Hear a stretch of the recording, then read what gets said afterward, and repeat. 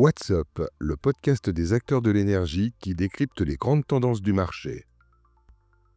Un podcast Gazélec en partenariat avec SIA Partners. Bonjour, je suis Stéphanie Riodel, directrice au sein de la practice énergie du cabinet de conseil SIA. Aujourd'hui, j'ai le plaisir d'accueillir Benoît Glickmanas. Bonjour Benoît. Bonjour Stéphanie. Alors Benoît, vous êtes directeur Sustainability et achat d'énergie en France, en Espagne et en Italie, au sein de Schneider Electric. Aujourd'hui, nous allons parler d'électrification et de gestion de sa consommation pour tirer parti des conditions de marché actuelles. Alors j'ai vu que Schneider Electric venait de lancer une nouvelle marque, SE Advisory Services, pour mutualiser les solutions digitales et les services liés à l'énergie et à la décarbonation. Exactement. Il y a maintenant à peine 2 semaines, le 1er octobre, Schneider Electric a lancé une toute nouvelle marque, SE Advisory Services, dont la mission... Alors, SE Advisory Services, c'est le fruit de différentes acquisitions et en dernier lieu, EcoAct, une entreprise de conseil en sustainability. Et donc, la mission de SE Advisory Services est d'accompagner nos clients dans leur transition environnementale, énergétique et digitale. Objectif, transformer en actions concrètes des stratégies de décarbonation et d'achat d'énergie.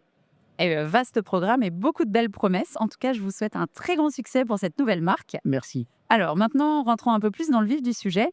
Depuis 2024, sur les marchés de gros, on voit que la volatilité est environ 2 fois plus forte sur le gaz que sur l'électricité.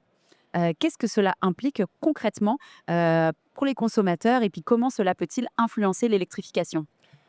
Vous avez raison. Depuis maintenant 2 bonnes années, on observe un marché du gaz bien plus volatile que celui de l'électricité. On a observé depuis après janvier 2024 40% d'écart entre le prix minimum futur en élec versus le prix maximum. C'est 2 fois plus en gaz, donc près de 90% d'écart de volatilité. Donc on se rend bien compte, et cette tendance est appelée à perdurer, vu l'instabilité en termes d'approvisionnement de gaz. On ne s'approvisionne plus en gaz russe, mais on voit avec ce qui se passe dans le monde, même si le prix du gaz aujourd'hui est relativement faible, on voit que le contexte économique n'appelle pas à plus de stabilité. Donc les entreprises l'ont bien compris. On observe de plus en plus une électrification des usages, une électrification des process de plus en plus importante. En France, particulièrement, mais également dans d'autres pays, non seulement on observe cette électrification, elle est plus intéressante en termes de risque, mais elle est aussi, en France, quasiment à 100% décarbonée. Donc c'est une vraie chance que les entreprises se sont appropriées pour pouvoir mieux gérer leurs risques et atteindre leurs objectifs de décarbonation. Effectivement. Alors, est-ce que vous pouvez nous en dire un petit peu plus justement sur la croissance attendue sur cette demande ? Oui, en fait, ça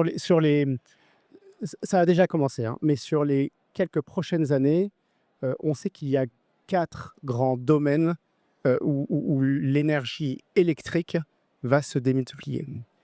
Tout d'abord, en France, tout d'abord, l'intelligence artificielle et le développement des data centers. Une étude du Shift Project évalue d'ici 2035 à une multiplication par 4 des consommations liées aux data centers et à l'IA. La France, grâce à son énergie nucléaire bon marché, est une terre d'accueil extrêmement favorable et donc on s'attend à une envolée de ce marché et donc une évolution importante des consommations d'électricité. Deuxième grand volet, le transport. Qu'on le veuille ou non, et malgré les pressions en Allemagne, le marché du véhicule électrique est présent, va s'accélérer et normalement, sous réserve de l'application de la direction européenne, d'ici 2035, 100% du marché devrait être électrique en termes de transport. Donc un deuxième grand domaine. Troisième grand domaine, ce sont bien sûr tous les usages, que ce soit pour les consommateurs particuliers, mais aussi les entreprises, tous les usages hors process qui s'électrifient de plus en plus. Et enfin, les usages de process, donc l'électrification de process avec notamment nos 50 grands sites pollueurs qui, elles, en fonction de la disponibilité des technologies, vont s'électrifier également. Donc 4 grands domaines très importants qui vont amener la consommation électrique à augmenter de façon très, très importante. Alors on voit, hein, il y en a tout azimut, effectivement. Mais du coup, si cette électrification, elle répond à un besoin de compétitivité et de durabilité aussi, hein, pour les entreprises, elle pose quand même un certain nombre de questions, notamment comment est-ce que les entreprises vont gérer leur approvisionnement en énergie. Et puis aussi, ça questionne un petit peu les capacités de production actuellement présentes en France. Oui, tout à fait.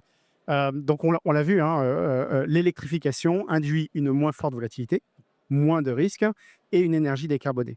Cependant, depuis en gros la guerre en Ukraine, on observe une évolution très importante de la façon d'acheter son énergie. On passait d'un mode clic en pourcentage au fur et à mesure de l'année, que toutes les entreprises maîtrisent bien aujourd'hui, à ce que l'on appelle bien sûr le bloc plus spot. Le bloc plus spot, très bien, très intéressant, à une condition de pouvoir minimiser l'achat de spot. Puisque on a besoin d'anticiper et le spot est par définition beaucoup plus variable. Donc on a un besoin de mieux connaître ses consommations, de mieux les anticiper et donc par cela de mieux digitaliser ces datas d'énergie. Donc digitaliser, ça veut dire quoi? Ça veut dire connaître éventuellement sa consommation en temps réel. C'est tout à fait possible en mettant un certain nombre de capteurs, en ayant des systèmes de software de remontée de données quasiment en temps réel. Mais ça peut être aussi sur l'acquisition digitale de factures.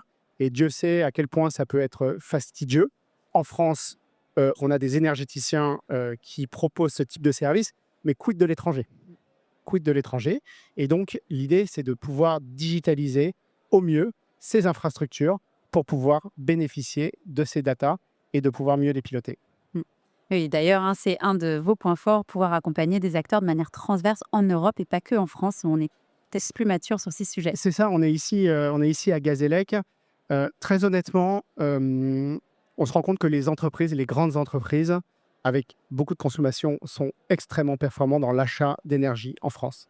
Mais beaucoup viennent nous voir pour nous dire, en France, c'est bien, à l'étranger, comment je fais? Comment je peux être mieux accompagné sur du sourcing, sur du management de risque, sur de ce qu'on appelle de l'invoice collection, hein, la capacité à récupérer des datas. Et là, pour le coup, l'intelligence artificielle nous aide énormément pour acquérir cette technologie. Et merci beaucoup pour toutes ces explications. Ce que je retiens, c'est vraiment une tendance à l'électrification qui se confirme, qui permet vraiment de bénéficier d'une énergie moins carbonée, moins volatile. Et puis, ça permet aussi de récupérer de la souveraineté pour un certain nombre d'acteurs. Cela, par contre, a un certain nombre de conséquences, notamment, comme vous l'avez très bien dit, il faut savoir ce qu'on consomme avec une digitalisation et un certain nombre d'outils hein, qui existent pour mieux gérer son approvisionnement et puis le piloter dans la durée. Et vraiment, au regard de ces enjeux, je pense que votre nouvelle marque, SE Advisory Services, est vraiment adaptée et répond à cette demande que peuvent se poser un certain nombre de consommateurs. Ouais. J'aurais pas pu mieux dire. Et puis, en tout cas, merci beaucoup, Benoît, d'avoir été l'invité de notre podcast en direct de Gazélec. Merci Stéphanie, à bientôt. What's Up, un podcast Gazélec en partenariat avec SIA Partners. Disponible sur YouTube, Apple Podcasts, Spotify et Deezer.